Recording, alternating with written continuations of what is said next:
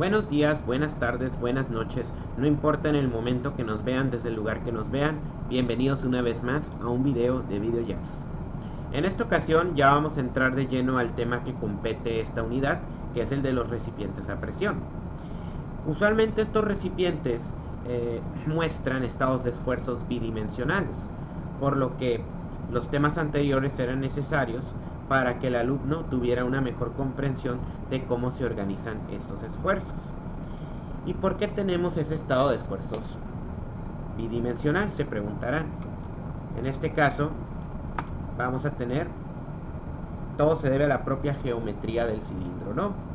En este caso, vamos a suponer un cilindro cerrado de pared delgada, donde el espesor es cuando mucho,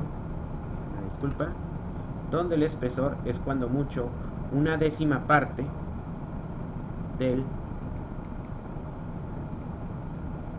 radio de todo el cilindro, ¿no? Aquí está el radio y aquí está el espesor. Por eso se denomina que son recipientes de pared delgada. Trabajando esta suposición, vamos a continuar desarrollando el estado de esfuerzos. Tenemos este recipiente cilíndrico, por ejemplo, como el que encuentran en los sistemas de calentamiento o almacenamiento de gas. Son muy comunes para eso precisamente. Y pues se tiene que diseñar la chapa de tal manera que pues resista las presiones internas del fluido contenido, usualmente gas, pero no necesariamente, como también lo vamos a ver un poco más adelante, ¿no?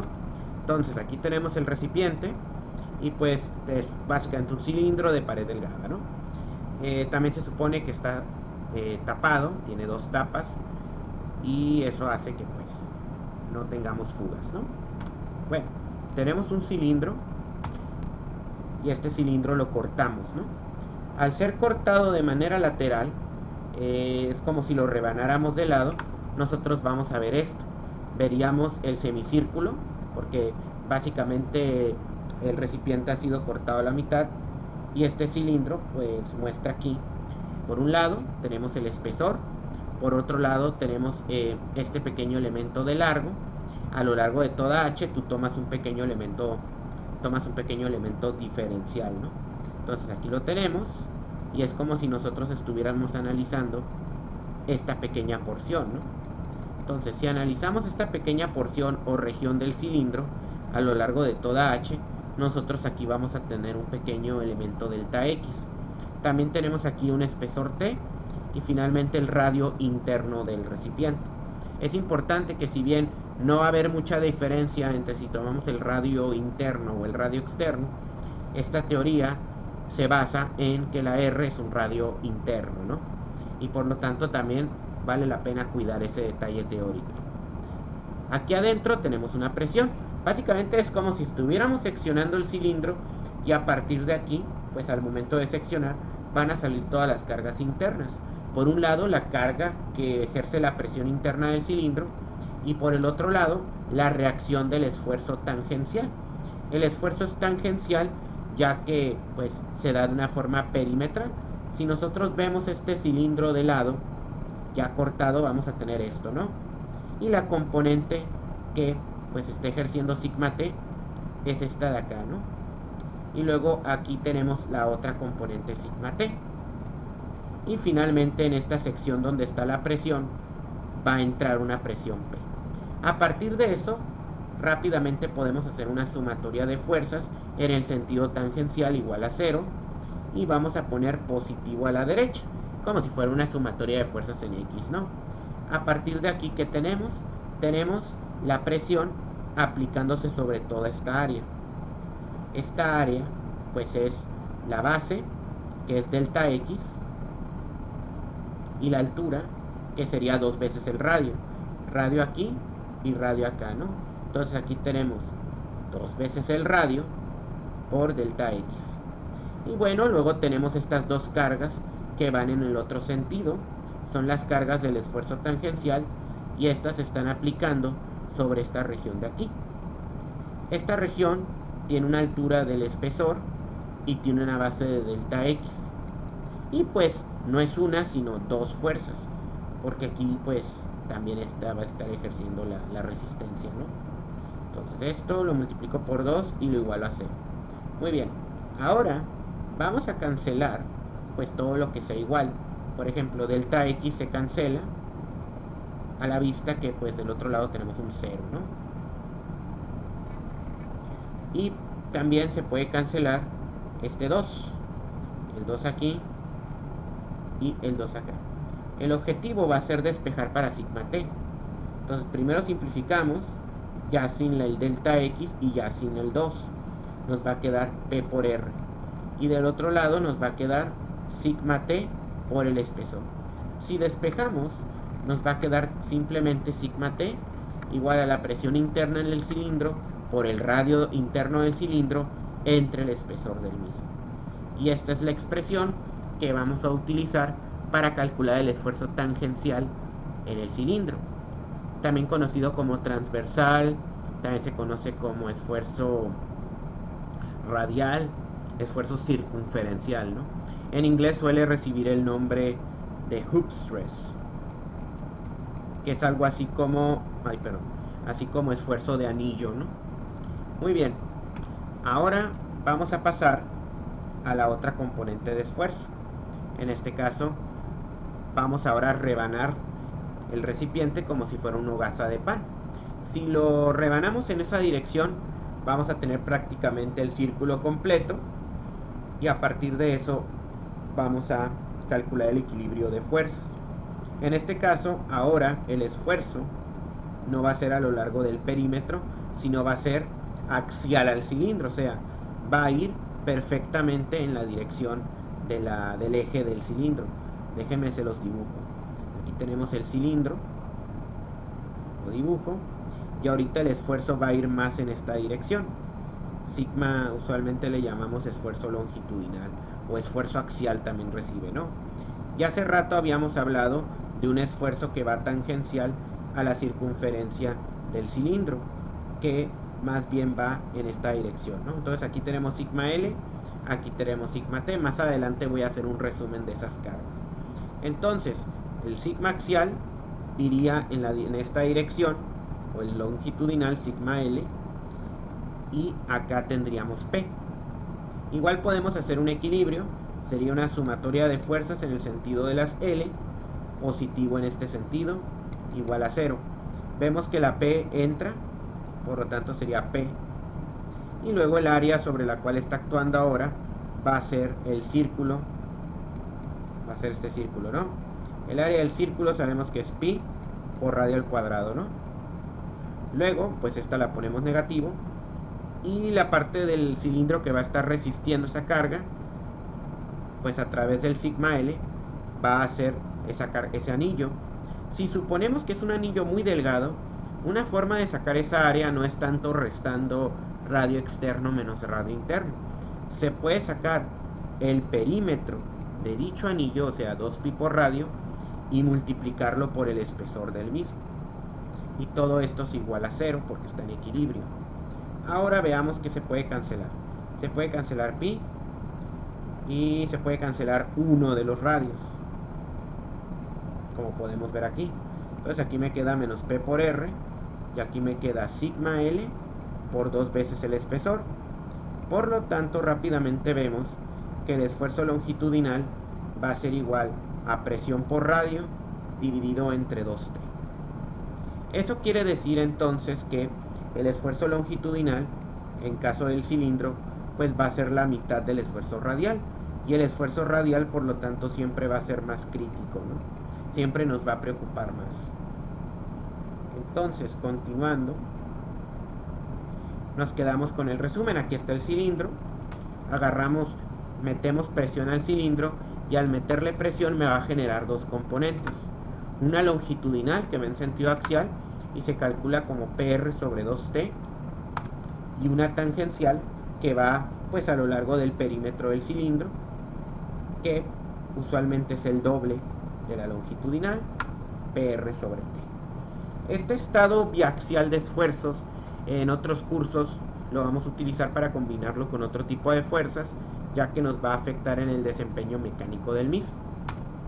Entonces, otro tipo de recipiente común, utilizado sobre todo para almacenar gases y otro tipo de fluidos, es también el uso de los recipientes esféricos.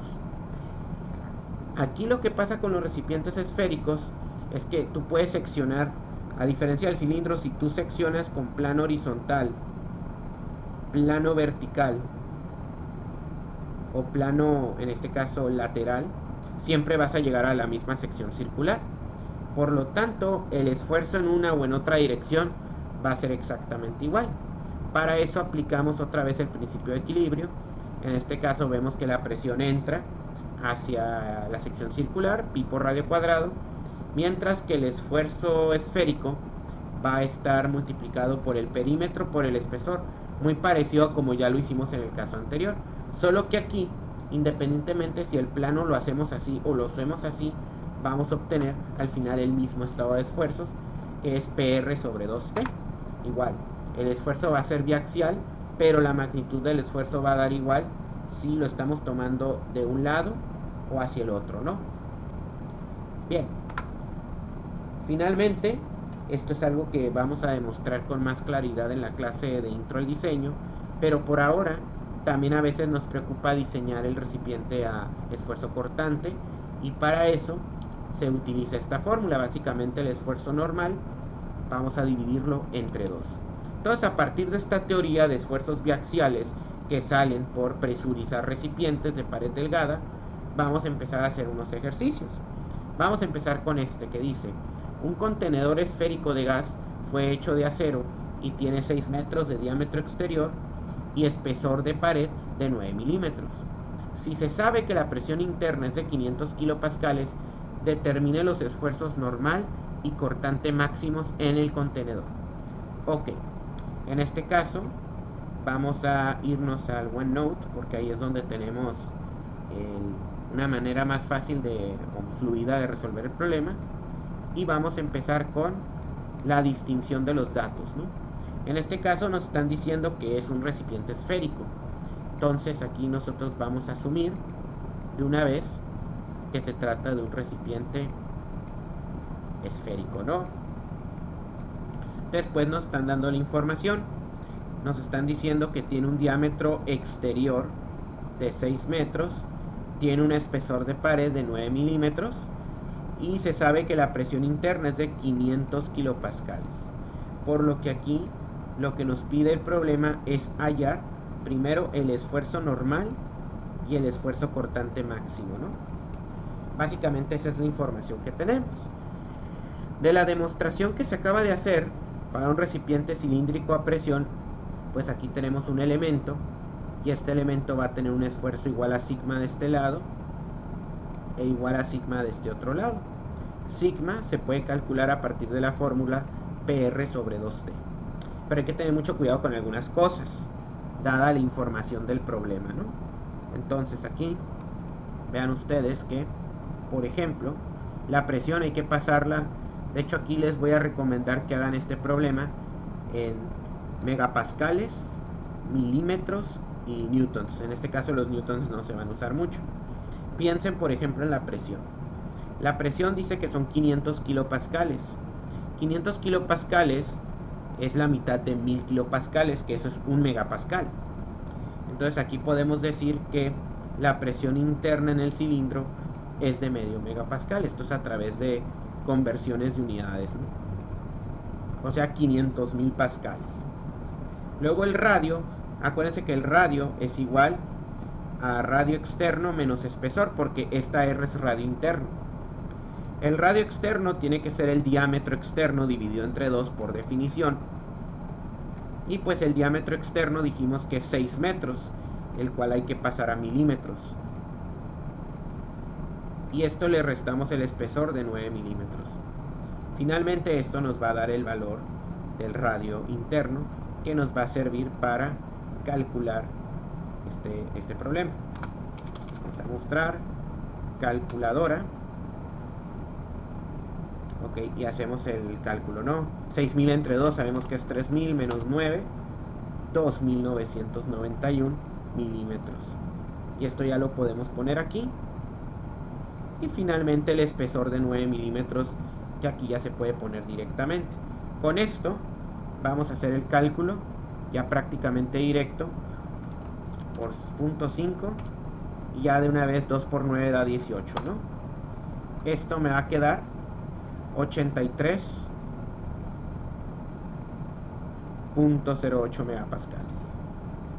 Y esto es parte de la respuesta definitiva. Y tau, pues sabemos que es la mitad de sigma, prácticamente por definición. Y con esto, dividiendo entre 2, vamos a obtener 41.54 megapascales.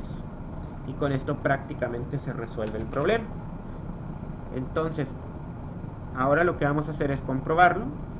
MD Solids puede comprobar algunos problemas, no todos. Este, por ejemplo, sí.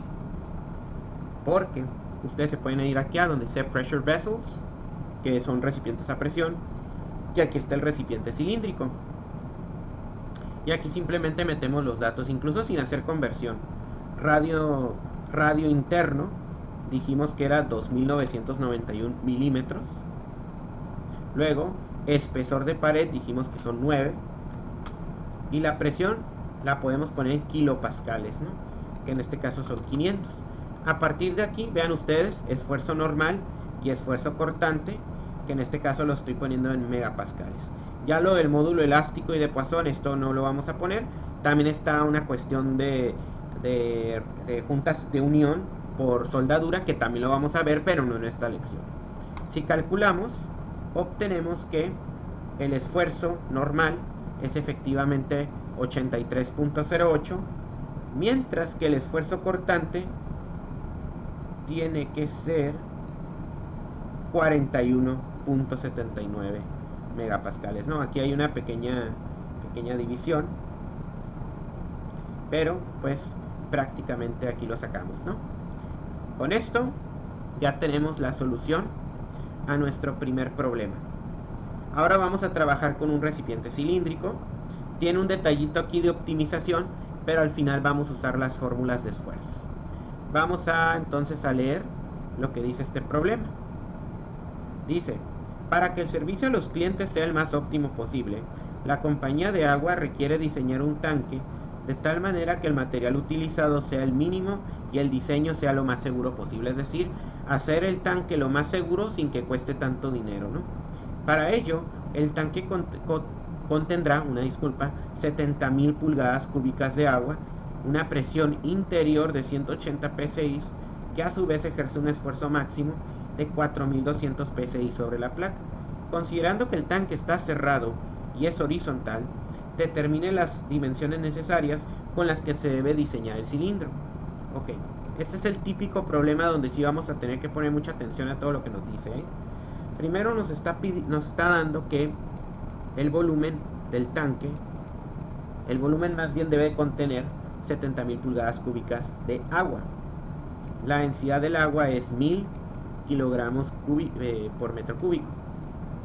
Luego vamos a tener un esfuerzo máximo de 4.200 psi sobre la placa, ¿no? Ese es un límite que tiene el problema. Considerando que el tanque, o sea, vamos a asumir que el tanque está cerrado, más que quiero pensar, tanque cerrado, asumiendo que el tanque está cerrado, voy a alejarlo un poco para que no estorbe la cámara, y además que el tanque está horizontal, ¿no? Entonces el efecto de la altura, de la presión por altura, no me va a afectar. Más adelante en el siguiente problema sí va a haber esa situación, ¿no? Luego nos pide determinar las dimensiones necesarias con las que se tiene que diseñar el cilindro. Entonces aquí nos piden hallar, pues el cilindro va a tener varias dimensiones importantes, ¿no? Nos va a pedir, por ejemplo, hallar el espesor, nos va a pedir hallar el radio, y también nos pide hallar, desde luego, la longitud del mismo, ¿no? Y a partir de esto nosotros vamos a poder encontrar pues las dimensiones. La longitud, usualmente esta no la denoto como longitud, la voy a denotar como altura para que no se confunda con la componente longitudinal. Tenemos el radio y también aquí está el espesor de la chapa, ¿no? Bien, ¿de qué nos sirve que el tanque esté cerrado? Bueno, acuérdense que vamos a hacer este cilindro con lámina, en este caso del material que resiste 4.200 psi. Esta lámina es básicamente la superficie, el área superficial del cilindro. Ustedes saben que el cilindro se construye de un rectángulo y dos círculos. Los círculos pues son de radio R, así que el área superficial es básicamente 2pi por R, ¿no? No, mentira. Pi por radio cuadrado por 2. Y ya después aquí vamos a tener este rectángulo. Este rectángulo de acá pues tiene una altura de h, una base de h. Y luego tenemos esta otra dimensión. Esta dimensión se tiene que enrollar perfectamente en este círculo, por lo que tiene que ser igual al perímetro de dicho círculo, que es 2pi por r, ¿no? Entonces 2pi por r por h sería el área de ese rectángulo, 2pi por r por h. Bien, el problema nos pide optimizar el material, por lo tanto nosotros tenemos que aplicar un problema de optimización, pero lo ideal es que este problema de optimización quede en términos de una sola variable, y para eso podemos usar el volumen, ya que el volumen lo tenemos restringido. Entonces aquí vamos a tener un volumen, y el volumen del volumen, el volumen de un cilindro es pi por radio cuadrado por altura. Lo que podemos hacer es despejar para la variable de altura y yo tener ya todo en términos del radio, ya que conozco el volumen del cilindro, el cual al ser una restricción debe de ser un valor constante, ¿no? Entonces aquí lo que se hace es, vamos a sustituir esta expresión para acá. Por un lado tenemos 2 veces pi por radio cuadrado, y por el otro lado tengo 2 veces pi por radio, y luego la altura es igual al volumen pi por radio al cuadrado. Si nosotros simplificamos esta expresión, pues aquí naturalmente el pi se va con el pi, y luego un radio se va con el radio, y aquí nomás nos queda el 2 y el volumen arriba, y abajo nos queda un radio. Y vean ustedes que aquí queda definido el volumen de la superficie en términos de una variable, sabiendo que el volumen es constante. Dicho esto, el problema de optimización va de la siguiente manera. Vamos a derivar con respecto de r, y esto lo vamos a igualar a 0. La derivada de la función cuadrática es 4pi por r, ¿no? Porque bajas el 2 y este se hace lineal, y estamos derivando con respecto a r. Pero este de aquí también se puede leer como 2v por r a la menos 1. Aquí lo que vamos a hacer es bajar el menos 1, aquí queda 2v, y este valor pues va a quedar r a la menos 2, ¿no? Porque le restamos 1. Y r a la menos 2 no es lo mismo que r cuadrada en el denominador, ¿no? Ahora nosotros nos tenemos que enfocar en resolver esta ecuación. Para eso lo que vamos a hacer, vamos a multiplicar todo por r cuadrada para quitarnos denominadores, y aquí nos va a quedar 4pi por radio al cubo, y aquí nos queda simplemente 2 veces el volumen, y aquí sigue siendo igual a 0. Como el radio no es igual a 0, el radio no puede ser 0, pues yo puedo multiplicarlo sin ningún problema. El problema es cuando yo tengo la cuestión de que r puede ser 0 y yo tengo 0 entre 0, ¿no? Y pues ahí no lo podemos hacer así.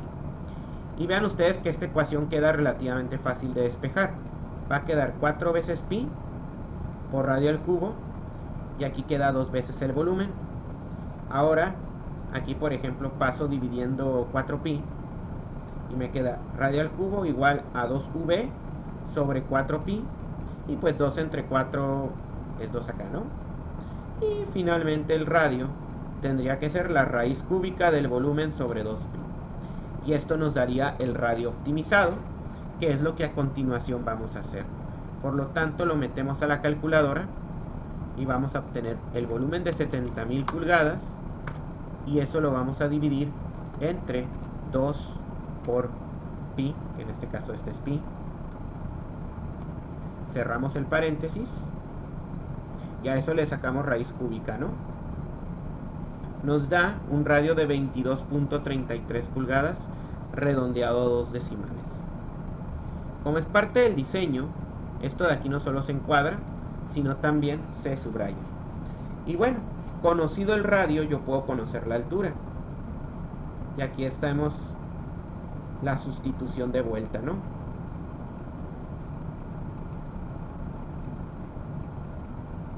Ahí va. Altura es igual a volumen, que en este caso ya son 70.000 pulgadas al cubo, dividido entre pi por radio cuadrado, donde el radio es igual a 22.33. Con esto vamos a el cubo, no, al cuadrado, una disculpa. Esta aquí es al cuadrado.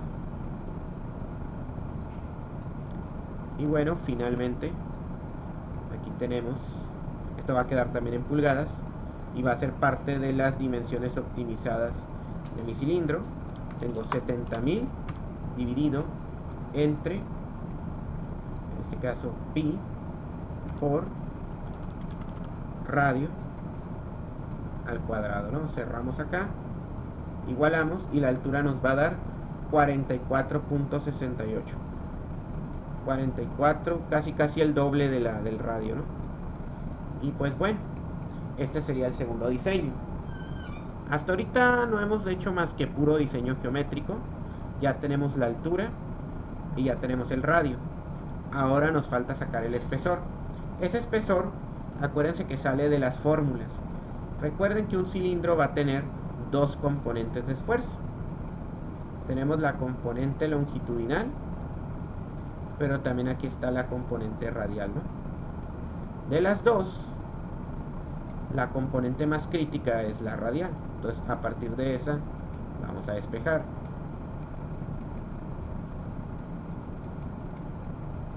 Entonces, a partir de aquí, vamos a obtener sigma R igual a PRT, ¿no? Y a partir de aquí pues vamos a despejar para el espesor.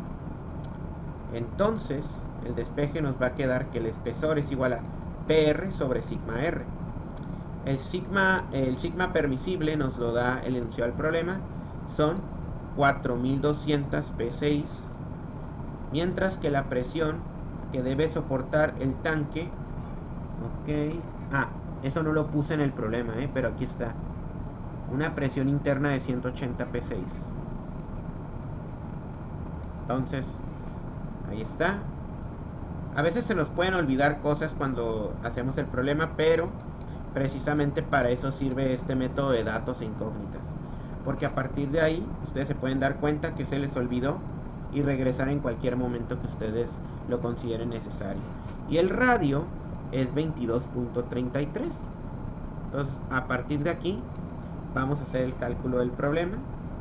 En este caso el espesor va a quedar en pulgadas, 180 por 22.33 por 4200, ¿no?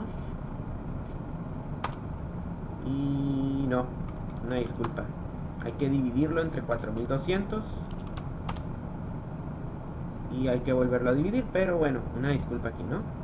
180 por 22.33 entre 4200, y esto nos va a quedar un espesor de 0.957 pulgadas. Y con estas tres dimensiones queda diseñado el tanque de tal manera que nos va a costar o nos va a salir mucho más barato, y además pues va a resistir, ¿no? Acorde a la teoría de falla. Para comprobar que el problema de optimización es el correcto, podemos utilizar una herramienta que se llama, yo tengo una bien sencilla de usar, se llama Graph. Aquí no la tengo. La otra es irnos a Wolfram Alpha, y aquí nosotros lo que vamos a hacer es optimizar y vamos a poner la función que vamos a optimizar. En este caso, ahí ya estaba. Vamos a ponerla más para acá. Es prácticamente esta de aquí, ¿no? 2pi por radio cuadrado más 2 volumen entre R. En este caso voy a poner el volumen de una vez para que el programa no lo confunda con una variable. 2 por pi por radio cuadrado, 2 por volumen, ¿no? En este caso el volumen es 70.000, el doble es 140.000, y esto 140.000 entre R, ¿no? Vamos a ver. Entonces, al optimizar el problema, aquí ya saca pi. Ok. Vamos a poner optimizar función S. Ahí está, ya. Ok, aquí encuentra un mínimo, ¿no? Y el mínimo es este número aquí. No sé si lo pueda poner en forma aproximada. 22.33, que es justo lo que tenemos aquí. Ahora, si yo tengo 22.33, eso sería pues la superficie máxima. Pero sobre todo lo que me interesa es, una vez con esto, pues ya despejo y obtengo la altura, que es 44.68. Y finalmente con ese radio yo ya lo puedo meter a NDSolids. En este caso vamos a diseñar un cilindro cerrado, donde el radio interno en pulgadas me quedaría pues 22.33, ¿no? El espesor de pared yo lo obtuve de 0.957. Y finalmente aquí está la presión, ¿no? Entonces para la presión, si no me equivoco, son 180 P6. Aquí nomás hay que tener cuidado con esta unidad. Y pues los esfuerzos me tienen que dar, los voy a poner también en P6, ¿no? Incluso podemos dejar ahorita descalificado esto y despejar para el espesor de pared. Y tenemos un esfuerzo normal de 4200, ¿no? Que es lo que dice el problema. Vamos a despejar. Y si calculamos, vamos a obtener que el espesor permisible es efectivamente 0.957. Entonces, con esto se verifican las... se tiene un volumen mínimo, pero un área superficial mínimo, o sea, una cantidad de material y chapa mínima, y también se cumple con la teoría de falla, ¿no? Un radio de 22.33, una altura de 44.68 y el espesor de 0.957. Y para que quede asegurado este tema de cilindros, vamos a trabajar con otro problema. En este caso aquí vamos a poner los datos. Y el problema dice: un tanque cilíndrico de acero se encuentra cerrado en sus extremos, per figura, con un radio de 5 metros y una altura de 20, ¿no? Ya de una vez podemos ver que el radio interno es de 5 metros. Incluso ya lo puedo poner como 50.000 milímetros.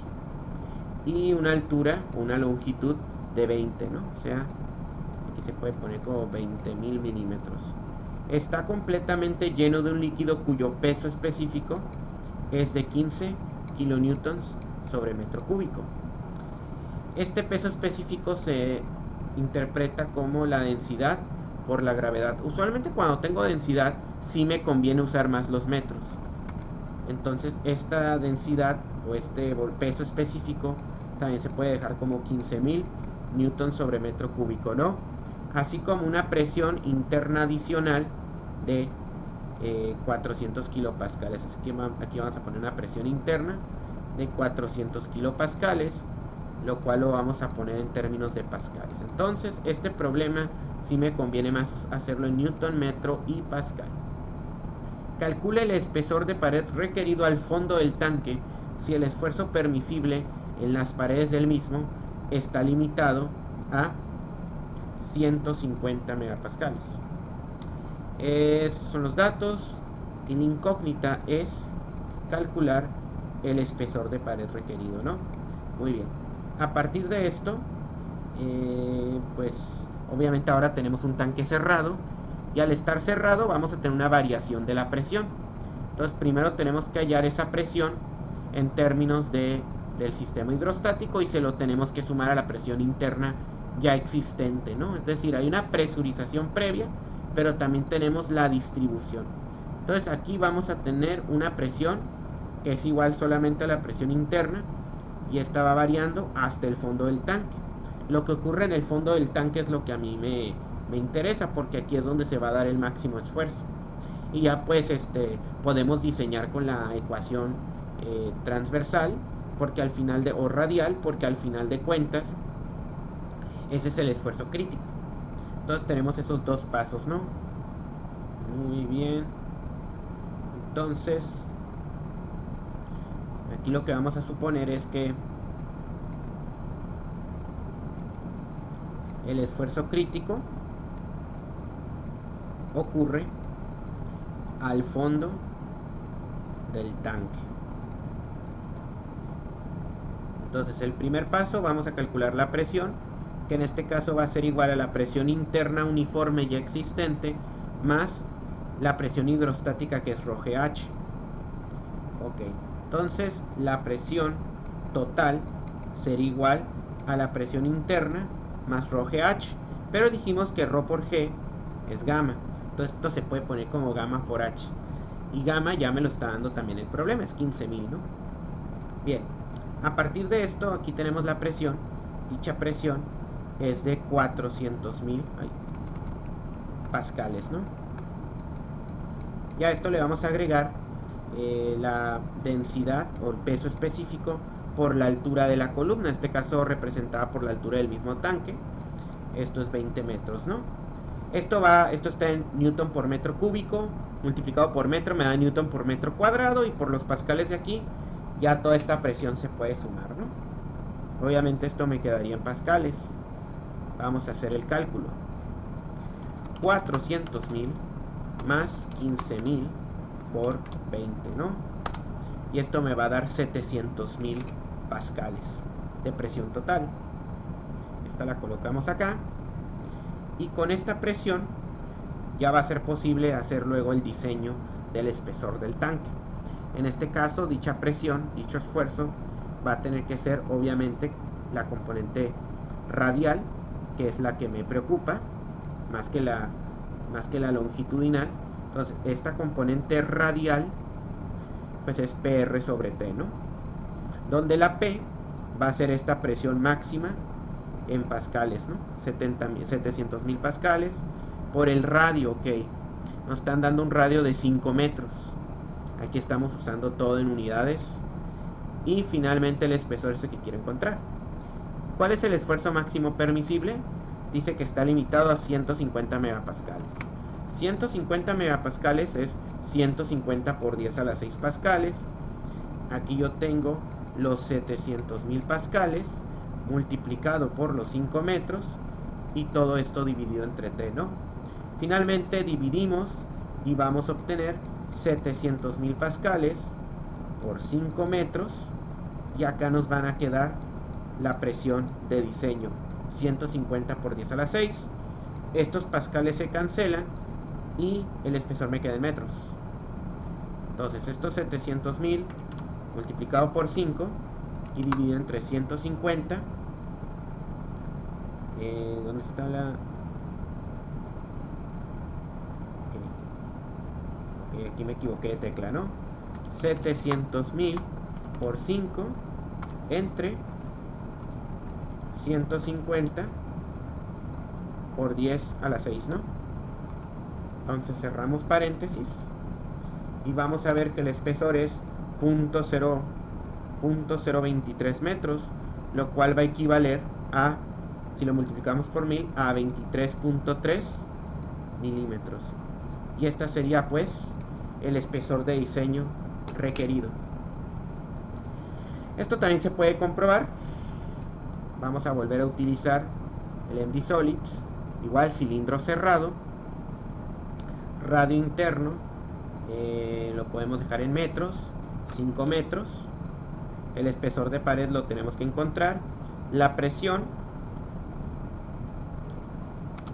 podemos dejar 700 kilopascales para simplificar el asunto, y el esfuerzo en megapascales sería de 150 megapascales, ¿no?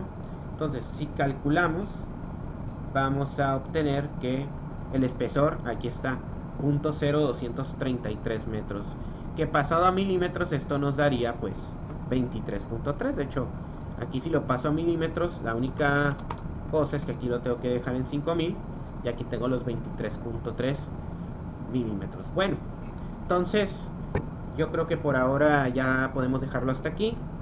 Ya ustedes tuvieron nociones de cómo se diseñan recipientes a presión, cuáles son las causas de esas presiones, y sobre todo cómo se pueden utilizar las fórmulas, de dónde salieron esas fórmulas, para poder hacer un diseño de estos componentes, ¿no?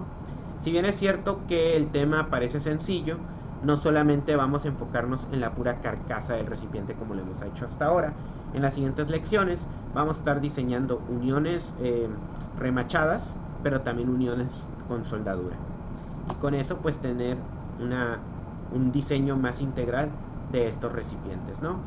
Si les gustó este video, no olviden darle like al mismo. Asimismo, si no lo han hecho, suscríbanse al canal, así como a todas las cuentas de redes sociales asociadas al mismo.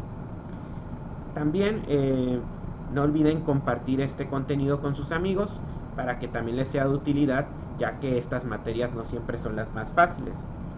Si tienen algún comentario o sugerencia, no olviden dejarlo aquí en la caja de comentarios. Yo estaría más que pronto para atenderlos. Y pues, por último, no olviden darle clic a la campanita para estar al tanto de nuevos videos. Últimamente, por X, Y o Z razón, sí se me ha complicado poder grabar contenido, pero prometo que ya a partir de hoy el contenido va a estar saliendo de manera más fluida, ¿no? Bueno, sin más que agregar, por mi parte sería todo. Nos vemos hasta luego.